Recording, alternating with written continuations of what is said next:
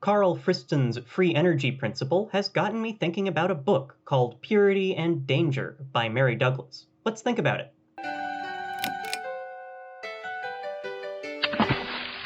Friston's free energy principle explains that consciousnesses, and everything else, are set up to minimize free energy, also called surprise. Mary Douglas might agree, and might spread the minimization of surprise all the way to spirituality. Douglas, an anthropologist, has studied ancient religions, and other anthropologists studying ancient religions. Really quick, Douglas calls some of these cultures and religions primitive, and I think that's generally frowned upon nowadays. But she's an anthropologist, and I'm just a squid, so I'm gonna quote her anyway. Besides, she's often criticizing the way other anthropologists criticized primitive cultures, so she can borrow language she disapproves of. The word primitive isn't meant to be condescending here. The word modern is almost condescending. Imagine both modern and primitive are in quotes.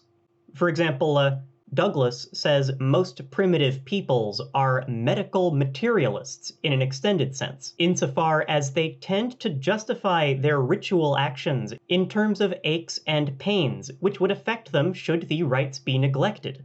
That doesn't sound like a cult, that sounds quite rational. Just as the free energy principle lays out, primitive cultures have rituals because those rituals reduce surprise. They keep things in order. Says Douglas, our modern practices are solidly based on hygiene. Theirs are symbolic. We kill germs, they ward off spirits. This sounds straightforward enough as a contrast, yet the resemblance between some of their symbolic rites and our hygiene is sometimes uncannily close. The word dirt gets thrown around a lot. This is dirty, that's dirty, clean off the dirt, purify yourself of dirt or else you'll be in danger. But a farmer has many different notions of dirt. Some dirts are worthless, some dirts are great to farm on. Still, all those dirts are probably washed off in the shower. Every context has its own order, and every order has its own dirt. Apples and oranges aren't dirt, but why are they in the bathroom? They should be in the kitchen, that's the natural order. Says Douglas, dirt, then, is never a unique, isolated event. Where there is dirt, there is system.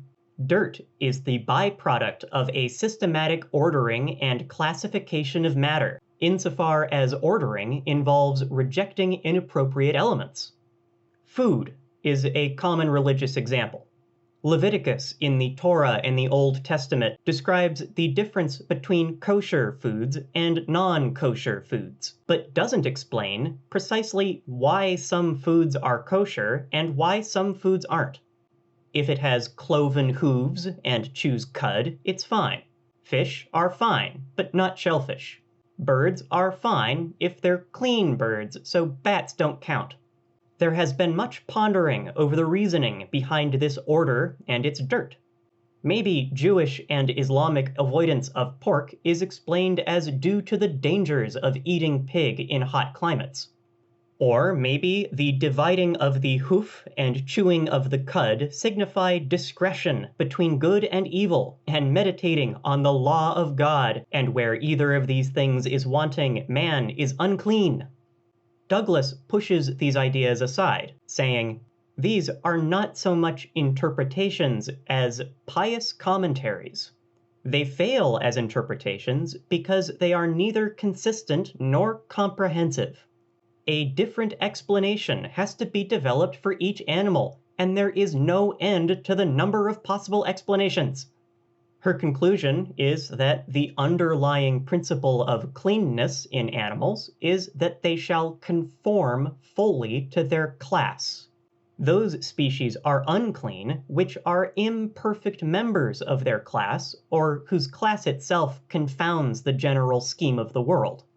The unclean ones are either anomalies or they're abominable. Birds are fine if they're clean birds, but bats aren't bird-like enough. They're strange birds. Fish are fine, but shellfish aren't fishy enough. They're weird fish. Lulu Miller might remind us that there's no such thing as a fish in a modern scientific evolutionary sense, but Leviticus presents an order, and an order presents dirt. Just to throw something out here, if a holy book said that we were only allowed to eat rocks, I think anyone who follows that holy book would die. So naturally, a holy book which lasts a while must be presenting an order which works well enough. The order might not be literally true, but so what? Whoever wrote Leviticus didn't know fish don't exist. But I know fish don't exist, and I still get fish at the grocery store.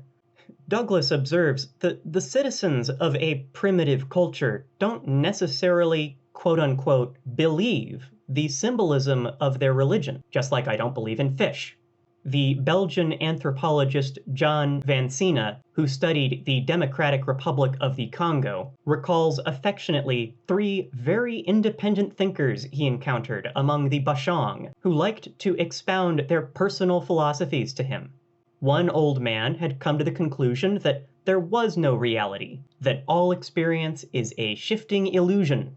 The second had developed a numerical type of metaphysics, and the last had evolved a cosmological scheme of great complexity which no one understood but himself.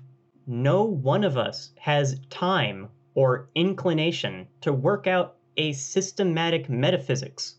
Our view of the world is arrived at piecemeal in response to particular practical problems. But a view of the world, an order, sometimes presents dirt which you're supposed to appreciate. The dirtiest dirt has its own usage. As an easy example, the Hindu ideas of pollution can be relative categories. What is clean in relation to one thing may be unclean in relation to another, and vice versa. Behavior that usually results in pollution is sometimes intentional in order to show deference and respect. By doing that, which under other circumstances would be defiling, an individual expresses his inferior position. For example, a holy woman, Sadhu, when she visited the village, was required to be treated with immense respect. To show this, the liquid in which her feet had been bathed was passed round to those present in a special silver vessel used only for worshipping, and poured into the right hand to be drunk as sacred liquid, indicating that she was being accorded the status of a god rather than a mortal. For a less easy example, plenty of cultures have vision quests. The usual order says people should stay in the vicinity and eat food. To become a holy diviner, you've got to get some dirt on your hands by leaving the vicinity and not eating for a while. Or maybe eating something psychedelic, which shows you a very strange world, unlike the usual order. Dirt can't just be rejected. Rejecting dirt is surrendering to the dirt. Dirt needs to be used.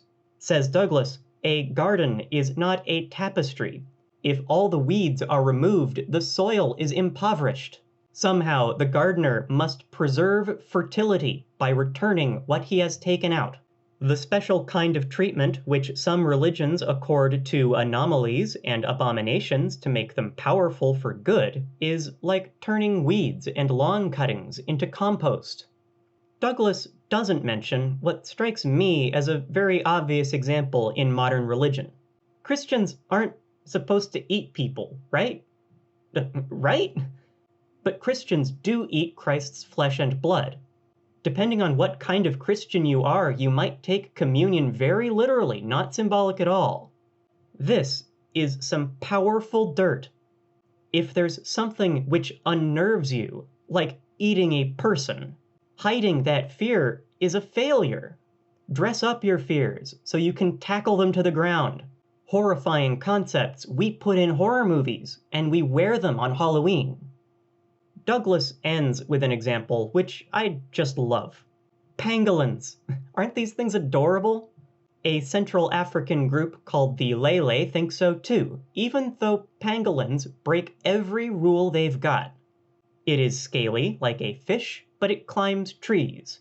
It is more like an egg-laying lizard than a mammal, yet it suckles its young. And, most significant of all, unlike other small mammals, its young are born singly instead of laying litters. Instead of running away or attacking, pangolins curl in a modest ball and wait for the hunter to pass. The Lele have their own Leviticus, and the pangolin is an anomaly and an abomination. It's the opposite of kosher.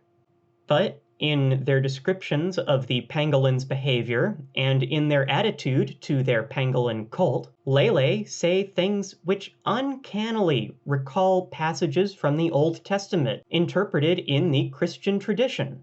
Like Abraham's ram in the thicket and like Christ, the pangolin is spoken of as a voluntary victim. It is not caught, but rather it comes to the village. It is a kingly victim. The village treats its corpse as a living chief and requires the behavior of respect for a chief on pain of future disaster. If its rituals are faithfully performed, the women will conceive, and animals will enter hunters' traps and fall to their arrows. The pangolin is so dirty that it pops back around the other side. It has the power to invite the Lele to turn round and confront the categories on which their whole surrounding culture has been built up, and to recognize them for the fictive, man-made, arbitrary creations that they are. Now that's what I like thinking about here at Thinkster. Mary Douglas has enough courage to point out that a lot of things we modern primitives see as actual, literal, and vital are actually just symbolic rituals. Money, or currency, for example, economies depend on a lot of symbolism which we take for granted. A collapsing economy reveals its invisible hand was just another deity. And that's okay. We've got some order, and that's nice, but to keep that order around, as strange as it sounds, we've got to be able to admit that we made it up. So eat some dirt once in a while, and wear your mask. If you like these ideas, you might like a short story I wrote on ted-writes.com. It's called The Circular Pangolin, and it's about a doctor in a desert. The desert's local cultists wear latex to maintain their purity, and they ask the doctor to fix up their god. Bye-bye. By the way, I've got a Patreon at patreon.com/thinkster. I want to thank all these squidlings and elder squids. Thanks.